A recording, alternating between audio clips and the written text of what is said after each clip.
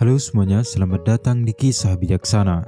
Kali ini kita akan membagikan sebuah kisah yang mengandung pelajaran yang sangat berharga. Pelajaran yang harus menjadi pedoman kita dalam menjalani kehidupan ini. Saya harap teman-teman bisa menyimak kisah menarik ini sampai akhir, agar pesan dari kisah ini bisa kita pahami dengan baik.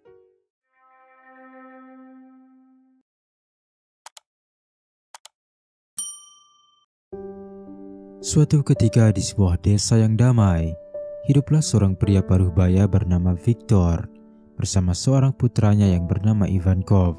Memiliki ladang yang cukup banyak membuat mereka tidak pernah kekurangan. Bahkan setiap hari mereka akan menyisihkan sebagian roti yang mereka buat dan beberapa botol air minum, lalu menaruhnya di depan rumah mereka yang berada di dekat jalan setapak di desa itu, memberikan bantuan kepada mereka yang lapar dan tidak mampu. Meski kehidupan mereka selalu cukup, ternyata Ivan ingin sekali mencari jati dirinya.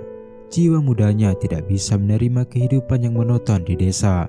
Ia ingin pergi ke kota dan mempelajari berbagai hal. Setelah berdiskusi dengan sang ayah, ia pun akhirnya mendapatkan izin dan akan segera melakukan perjalanan ke kota Barnaul esok hari.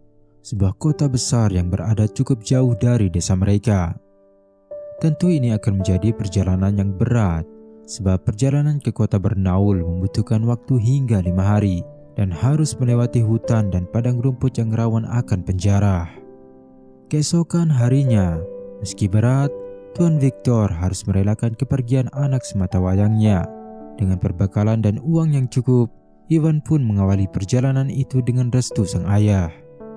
Beberapa saat berlalu, tibalah Ivan di perbatasan desa itu.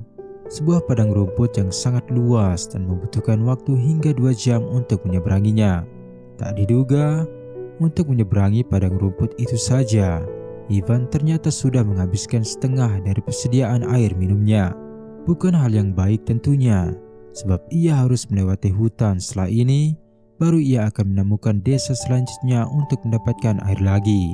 Dengan menghemat konsumsi air, Ivan pun melanjutkan perjalanannya.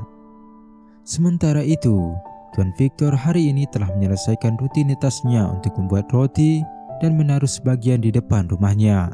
Tak lama, datanglah seorang pria yang terlihat lusuh dan miskin.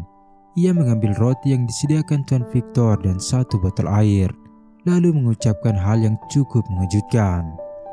Semoga kebaikan orang ini kembali kepadanya, dan semoga keburukan juga datang kepadanya. Tuan Victor yang mendengar doa pria lusuh itu merasa kesal. Bagaimana mungkin ia telah berbagi kebaikan, tapi malah mendapatkan doa keburukan? Sungguh manusia yang tidak tahu diri, pikir Tuan Victor. Keesokan harinya, kejadian mengesalkan kemarin ternyata tidak mengusik niat Tuan Victor untuk berbagi. Ia tetap menyediakan beberapa potong roti di depan rumahnya. Hingga pria lusuh itu datang lagi, lalu mengambil roti dan air yang disediakan Tuan Victor. Dan lagi-lagi terdengar pria itu berdoa, semoga kebaikan orang ini kembali kepadanya, dan semoga keburukan juga datang kepadanya, dan semoga keburukan yang ia lakukan kembali kepadanya. Tuan Victor yang mendengar hal itu merasa semakin kesal.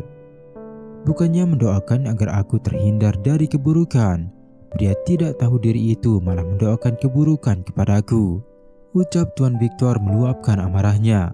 Besok dia akan membayar makanan yang ia bawa dengan nyawanya. Kebencian perlahan mulai masuk ke dalam diri Tuan Victor. Keesokan harinya, dikuasai amarah, Tuan Victor mengoleskan racun ke dalam roti yang akan ia sediakan untuk orang tidak tahu diri itu.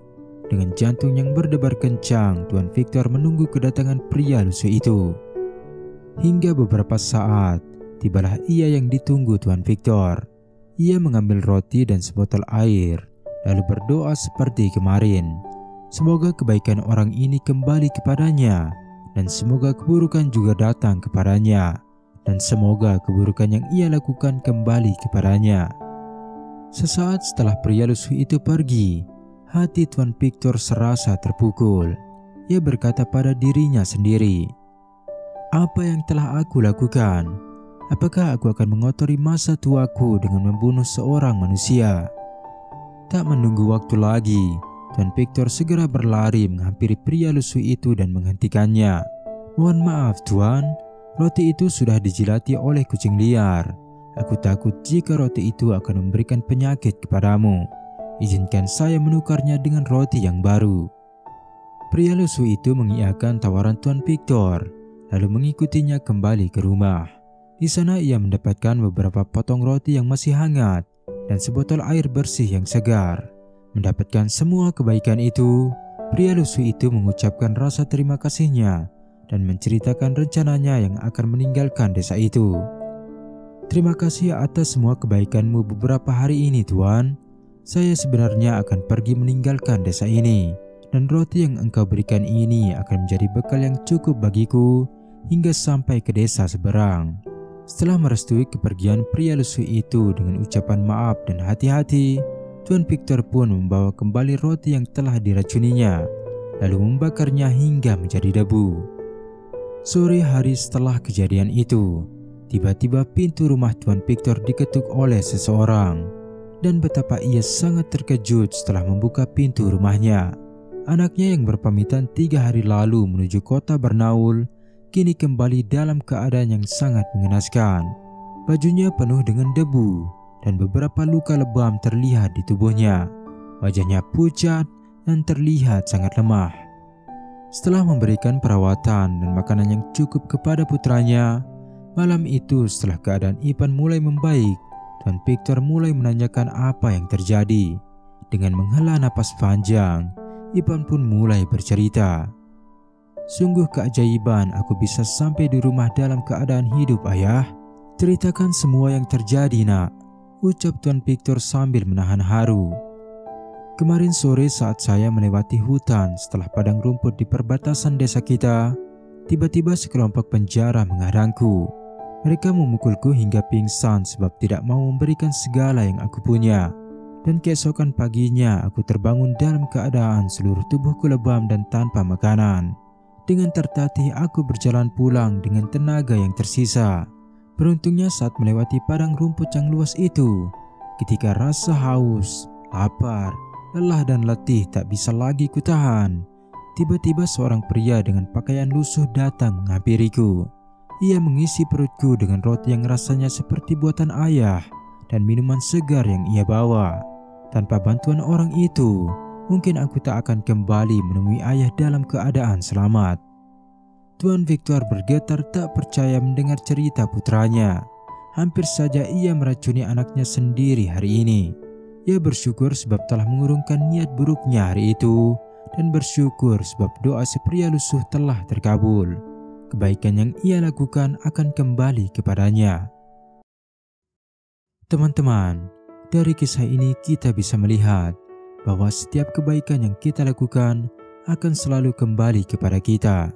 Tuhan itu Maha Adil, tidak akan sia-sia sekecil apapun kebaikan yang kita lakukan. Sebab itu janganlah ragu untuk menebar kebaikan di dunia ini. Jangan lupa tinggalkan like dan komentar positif jika video ini bermanfaat.